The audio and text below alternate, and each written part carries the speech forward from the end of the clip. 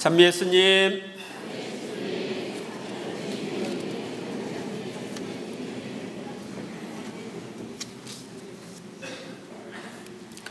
오늘은 연중 제2주일입니다. 오늘의 독서와 복음은 하느님과 인간의 관계를 혼인관계로 이야기하고 있습니다. 첫째로 오늘 제1독서인 이사야서에서 하느님께서는 소방맞은 여인이나 버림받은 여인과도 같은 당신 백성을 당신의 신부로 삼으실 것을 약속하십니다. 다시는 네가 소방맞은 여인이라, 다시는 네 땅이 버림받은 여인이라 일컬어지지 않으리라. 오히려 너는 내 마음에 드는 여인이라, 너의 땅은 혼인한 여인이라 불리리니 주님께서 너를 마음에 들어 하시고 내 땅을 아내로 맞아들이실 것이기 때문이다. 정령 총각이 처녀와 혼인하듯 너를 지으신 분께서 너와 혼인하고 신랑이 신부로 말미암아 기뻐하듯 너의 하느님께서는 너로 말미암아 기뻐하시리라. 원래 이스라엘 백성은 하느님과 혼인한 관계와 같이 하느님과 계약을 맺었습니다. 그런데 하느님을 섬기겠다는 계약을 어기고 우상 숭배를 함으로써, 또 하느님의 계명을 거스리는 죄를 지음으로써 북이스라엘 왕국 망하고 남유다 왕국도 망합니다. 그리고 그들은 포로로 끌려갑니다. 예루살렘이 멸망하고 바빌론 포로 생활을 할 때, 그때 이 이사야서에 이 말씀이 주어집니다. 그러니까 포로 생활을 하는 것은 소방맞은 여인이나 버림받은 여인과 같은 처지에 있는 겁니다. 그런데 앞으로 하느님께서 이스라엘 백성과 혼인을 할 거다. 즉 이스라엘 백성과 친밀한 관계를 회복할 거다 하는 것을 알려주는 것입니다. 이것은 한 걸음 더 나아가면 온 인류와 혼인을 할 것, 온 인류와 친밀한 관계를 맺을 것을 암시하기도 하는 말씀입니다. 둘째로 오늘 복음에서 인류의 신랑이신 예수님은 카나의 혼인잔치에서 첫 기적을 행하셔서 당신이 인류와 혼인을 하러 온 하느님이심을 알려줍니다. 그때 갈릴레아 카나에서 혼인잔치가 있었는데 예수님의 어머니도 거기에 계셨다. 예수님도 제자들과 함께 그 혼인잔치에 초대를 받으셨다. 첫 기적이 가나의 혼인잔치에서 있었던 기적이죠. 근데 여기에 누가 가 있어요? 예수님과 성모님이 거기에 가 있어요. 그러니까 기적을 원하면은 예수님과 성모님을 초대해야 돼요, 우리 삶에. 그런데 포도주가 떨어지자 예수님의 어머니가 예수님께 포도주가 없구나 하였다. 우리의 필요를 예수님께 알려주시는 분이 누구예요? 성모님이에요. 그 혼인잔치집에 포도주가 떨어진 걸 아시고 예수님께 알려드리는 거예요. 성모님은 그렇게 해서 은총을 얻어주시는 은총의 중개자이십니다. 예수님께서 어머니에게 말씀하셨다. 여인이시여, 저에게 무엇을 바라십니까? 아직 저희 때가 오지 않았습니다. 아니, 엄마를 두고 여인이라니 싸가지 없다, 이렇게 생각할 수 있게. 그런데 예수님이 여기 여인이라고 부른 이유는 성모님이 제2의 하와이기 때문입니다. 창세기에 보면은 하와를 여인이라고 불렀습니다. 구약의 하와는 육적인 인류의 어머니예요. 그런데 성모님은 인류의 어머니, 영적인 어머니, 구원의 어머니가 되십니다. 그래서 이게 그 십자가 위에서도 여인이여, 이 사람이 어머니의 아들입니다, 그러죠? 이분이 내 어머니시다. 그렇게 십자가 위에서도 여인이여 하는데, 이 여인이라고 쓴 이유는 바로 구약의 하와와 같은 여인, 온 인류의 어머니가 될 분, 그렇기 때문에 여인이라고 부르는 겁니다. 또 이 여인이라고 번역되어 있는 단어는 귀부인이라고 번역할 수도 있는 단어입니다. 그래서 어머니께 대한 불손이 여기에 안 들어있다 하는 것을 기억하시기 바랍니다. 저희 때가 오지 않았다, 아직 내가 기적을 행할 때가 아니다 하고 예수님이 이야기하시는데, 성모님을 통해서 기적이 일어나죠. 바로 성모님의 부탁으로 예수님은 당신의 때를 앞당기십니다. 어머니의 청을 거절하지 않는 예수님의 효성을 볼 수가 있습니다. 그분의 어머니는 일꾼들에게 무엇이든지 그가 시키는 대로 하여라 하고 말하였다. 성모님은 예수님이 당신 뜻을 거절하지 않을 거라는 걸 알았어. 그래서 무엇이든지 그가 시키는 대로 하여라. 그래서 성모님은 여기서 무엇을 우리에게 알려주느냐면, 기적을 원하면 예수님께서 시키는 대로 하라 하시는 겁니다. 거기에는 유다인들이 정결례에 쓰는 돌로 된 물독 6가가 있었는데 모두 두세 동이들이었다.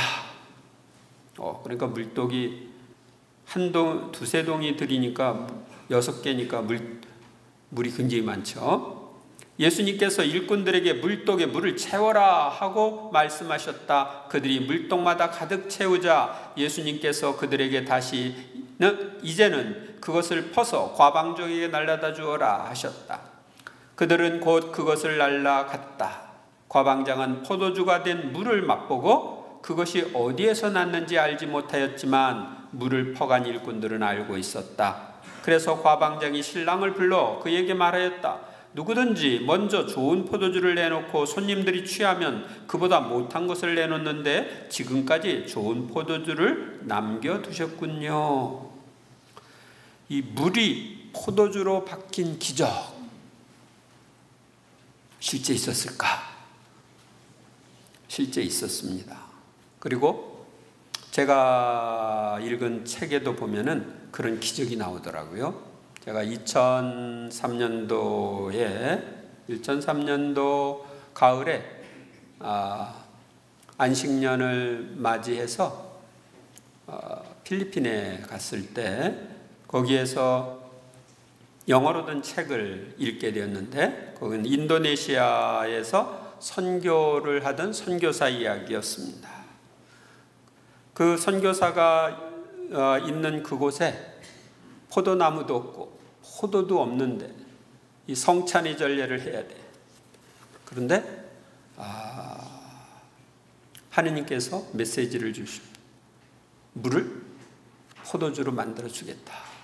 그래서 물을 놓고 기도를 하니까 포도주로 바뀌는 거예요. 그런 것이 여러 차례 있었다고 하는 것을 본 적이 있습니다. 1965년에 그 일이 있었다고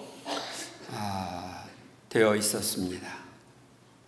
지금도 꼭 필요할 때 하느님은 이런 기적을 행하시는 분이시다.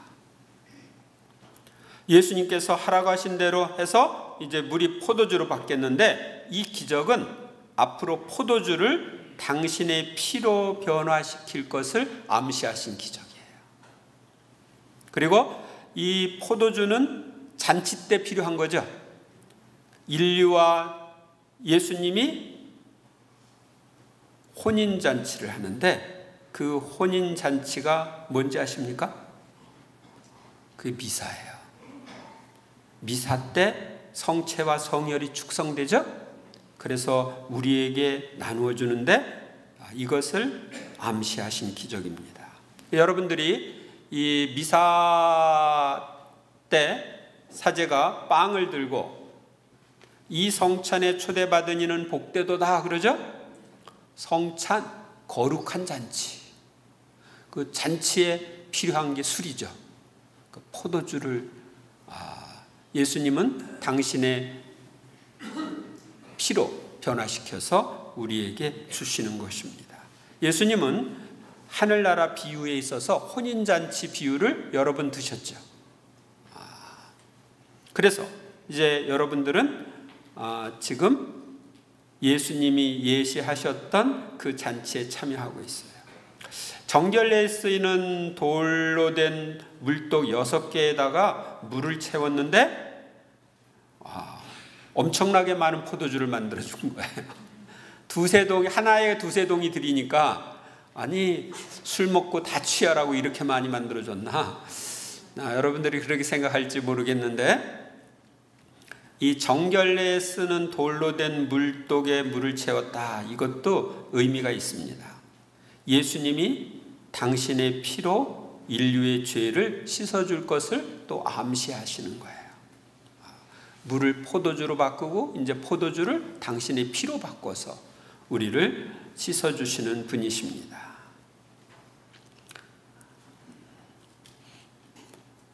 이렇게 예수님께서는 처음으로 갈릴레아 카나에서 표징을 일으키시어 당신의 영광을 드러내셨다. 그리하여 제자들은 예수님을 믿게 되었다. 첫 기적을 성모님이 부탁으로 하신 것은 기적을 원하면 성모님께 가라 하는 뜻입니다. 혼인잔치에서 첫 기적을 행하신 것은 주님께서 혼인 생활을 소중하게 여기시고 축복하신다는 뜻입니다.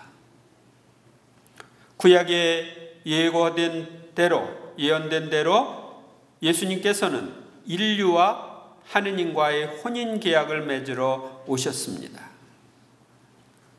에베소서 5장에 보면은 바오로 사도는 교회를 신부로 예수님을 신랑으로 묘사하고 있습니다. 그래서 여러분들은 다 남자든 여자든 뭐예요? 신부예요. 예수님은 신랑이고. 아셨습니까? 그리고 그 혼인잔치에서 지금도 예수님은 우리랑 친밀한 사귐을 나누면서 당신 자신을 음식으로, 당신 살과 피를 우리의 음식으로 주고 있어요. 그것이 이 미사성제예요.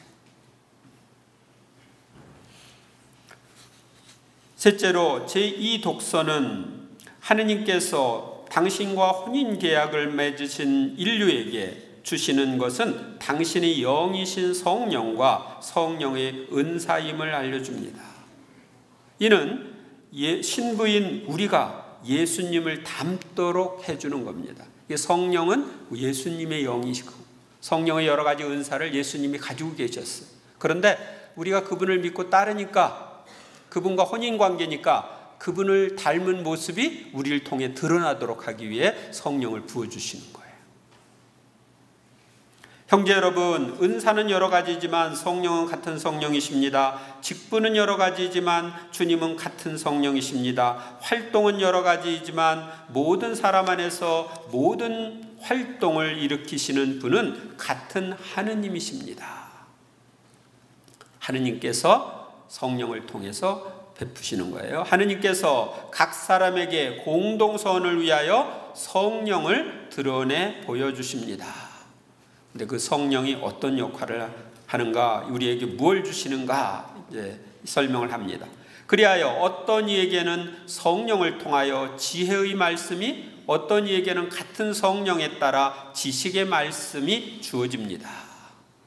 여러분들이 이러저러한 문제가 있을 때 그걸 해결하고 싶죠? 어떻게 해결해야 될까?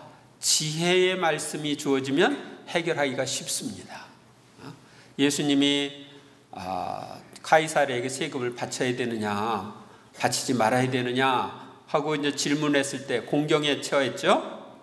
어떻게 바치라고 그러면 민족을 배반하는 거고, 바치지 말라고 그러면 로마에 항거하는 거고, 이러지도 못하고 저러지도 못하게 이제 했을 때 동전을 보여달라고. 그러니까 이게 누구의 것이냐, 이 초상이 카이사르의 것입니다. 그러니까 카이사르의 것은 카이사르에게 바치고 하느님 것은 하느님께 돌려라, 하느님께 바쳐라. 이렇게 해서 위험을 피해가는 지혜로운 말씀을 하시는데, 이것이 바로 지혜의 말씀이고, 여러분들도 크고 작은 어려움을 당할 때 거기서 벗어날 수 있는 것, 누가 나한테 상담을 해왔을 때 그 문제를 해결해 줄 수 있는 것은 이 지혜의 말씀이 있으면 가능합니다. 그래서 이것도 여러분들이 주님께 청하면 좋아요. 어떤 이에게는 같은 성령에 따라 지식의 말씀이 주어집니다. 이 지식의 말씀은 제가 강론을 할 때 여러분들에게 어떤 깨우침을 하느님이 깨우쳐 주신 거, 성경을 묵상하고 기도할 때 깨우침을 주셨을 때 그 깨우침을 여러분들에게 전할 수 있고, 또 여러분의 수준에 맞게 신앙을 전할 수 있는 거. 한 걸음 더 나가면은 하느님이 가지신 지식을 하느님이 나에게 주어서 내가 그것을 전하는 거. 그러니까 이제 여러분들이 치유 집회나 이런 데 가면은 뭐 누가 치유되었다, 무슨 병이 치유되었다 이렇게 선언을 하는 경우가 있는데, 그것은 바로 하느님이 알고 있는 지식을 그 사람에게 주어서 선언을 하게 되는 것입니다. 어떤 이에게는 같은 성령 안에서 믿음이, 어떤 이에게는 그 한 성령 안에서 병을 고치는 은사가 주어집니다. 여기서 믿음이라고 하는 것은 내가 기도를 하거나 어떤 사업을 시작하는 이렇게 할 때 이것이 이루어질 것이라는 내적 확신이 들어옵니다. 이것이 믿음의 은사라고 부르는데, 그 내적 확신에 의해서 일을 추진하면, 또 기도를 하면 그것이 이루어지는 걸 봅니다. 또 병을 고치는 은사, 이건 치유의 은사인데 여러분들은 다 치유 은사를 받을 수가 있습니다. 받고 싶어요? 주님께 청하세요. 그리고 지금 내가 받았는지 안 받았는지 어떻게 알아? 그럴 때는 가족들이 아플 때 같이 기도해 보는 거예요. 같이 손 얹고 기도를 해봐서 기도했는데 나았다, 사도가 있었다. 그러면 주님이 나한테 치유 은사를 주신 거구나, 이걸 확인할 수가 있죠. 창피 당해봤자 가족끼리밖에 안 당하니까 마음 놓고 하실 수 있어요. 뭐 기도를 해서 안 나을 수도 있겠지만 낫는 걸 통해서 우리가 하느님을 체험하게 되는 거예요. 아시겠습니까? 또 어떤 이에게는 기적을 일으키는 은사가, 어떤 이에게는 예언을 하는 은사가, 어떤 이에게는 영들을 식별하는 은사가, 어떤 이에게는 여러 가지 신령한 언어를 말하는 은사가, 어떤 이에게는 신령한 언어를 해석하는 은사가 주어집니다.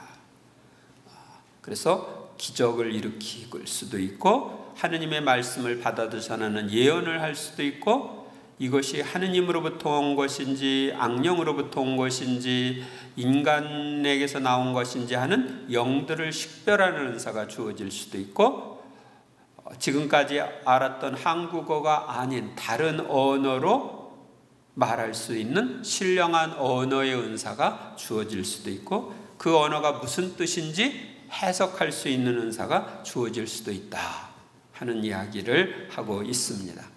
이렇게 성령의 은사가 초기 교회 때는 일반적이었어요. 그래서 이 바오로 사도가 고린토 교회에다 다 설명을 해주는 거예요.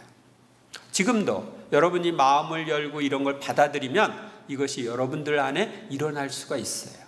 왜? 우리가 예수님과 무슨 관계? 혼인한 관계예요.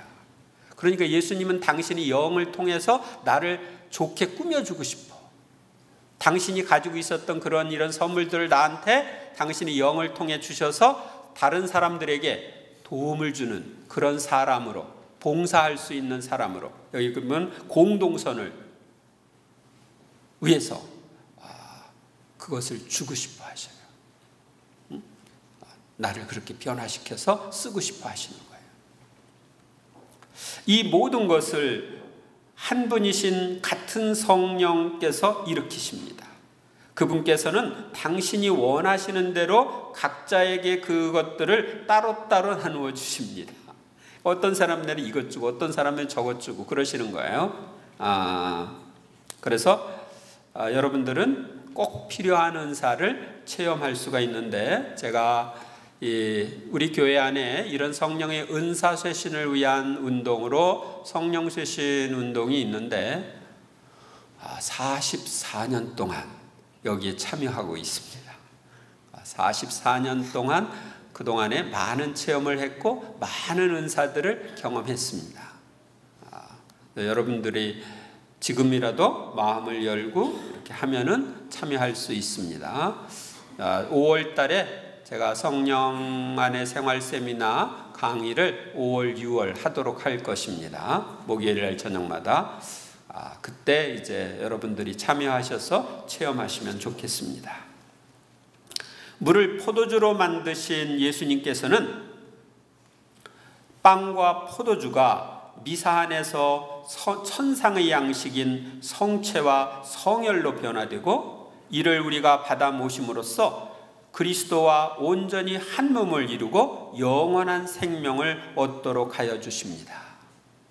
마치 신랑과 신부가 혼인을 통하여 한 몸을 이루듯이 우리 역시 영성체를 통하여 신랑이신 예수님과 한 몸을 이룸으로써 혼인잔치의 주인공이 됩니다. 나약한 우리와 온전히 하나 되시어 영원한 생명을 주시는 주님께 감사와 찬미를 드려야 하겠습니다. 이번 한 주간 동안 예수님과 나는 혼인한 사이다. 그만큼 친밀한 관계에 있다 하는 것을 묵상하고 그분이 나를 너무너무 사랑하셔서 나와 함께 영원히 살고 싶어서 지금도 성체를 통하여 나에게 먹히는 음식으로 오신다 하는 그분의 엄청난 사랑을 묵상하면서 감사와 찬미를 드리시고 더욱 자주 미사 영성체를 하는 여러분이 되시기를 바랍니다.